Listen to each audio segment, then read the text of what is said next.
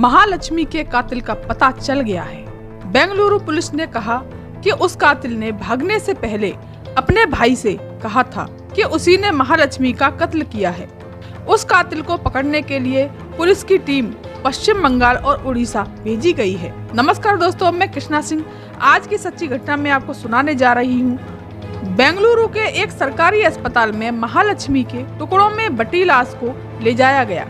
महालक्ष्मी के कमरे और फ्रिज से महालक्ष्मी के शव के टुकड़ों की गिनती की गई तो पता चला कि कातिल ने 40 टुकड़े नहीं बल्कि 59 टुकड़े किए थे।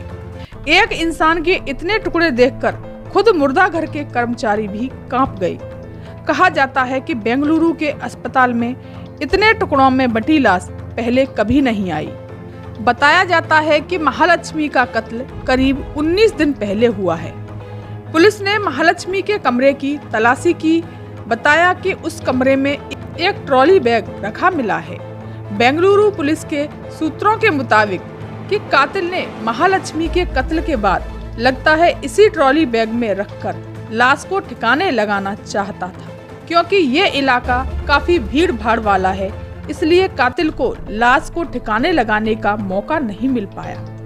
कमरे की तफ्तीश के बाद पुलिस ने कहा कि कत्ल इसी कमरे में हुआ है और लाश के टुकड़े भी इसी कमरे में किए गए हैं। पुलिस ये भी कहती है कि कत्ल करने के बाद बाथरूम को और कमरे को साफ करने की कोशिश भी की गई है।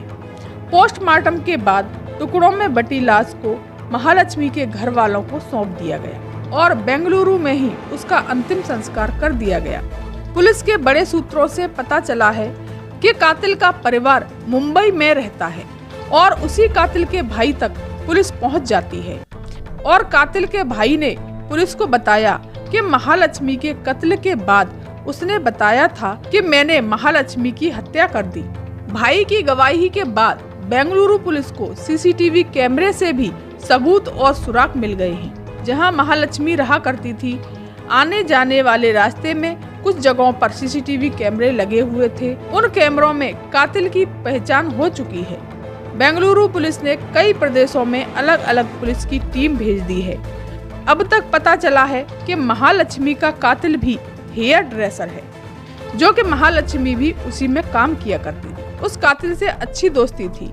कातिल पश्चिम बंगाल का रहने वाला है और वो कत्ल के बाद भुवनेश्वर के रास्ते पश्चिम बंगाल निकल जाता है। हालांकि उसका नाम भी पता है, लेकिन कातिल का नाम अभी नहीं बताया जा रहा क्योंकि कातिल कहीं अलर्ट न हो जाए। बताया जाता है कि महालक्ष्मी की अशरफ से भी गहरी दोस्ती थी।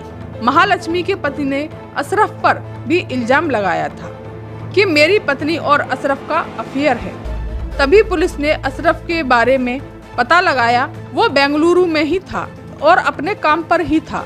पुलिस ने उससे लंबी पूछताछ की और उसकी लोकेशन उन 20 दिनों में कहाँ रही थी। फिर पुलिस ने अशरफ को छोड़ दिया। पुलिस कहती है कि महालक्ष्मी के कत्ल में अशरफ का कोई संबंध नहीं है। महालक्ष्मी का परिवार और सभी लोग नेपाल से हैं, लेकिन बहुत समय से सभी लोग बेंगलुरु में ही रहते हैं। महालक्ष्मी की अपने भाई और माँ बहन के साथ उतनी करीबी नहीं थी। पति से 9 महीने पहले ही अलग हो चुकी थी। फिर भी वो अपनी माँ और बहन के साथ नहीं रहकर अकेली एक किराए के कमरे में रहती थी। पुलिस इतनी हैरान है कि उसकी मुलाकात अपने परिवार से 19 अगस्त रक्षाबंधन को हुई थी और 2 सितंबर से महालक्ष्मी का फोन बंद जा रहा था। लेकिन घर वालों ने महालक्ष्मी की खबर तक नहीं ली। वो तो पड़ोसियों ने मकान मालिक को फोन किया और 21 सितंबर को के महालक्ष्मी के कमरे से बदबू आने की शिकायत की।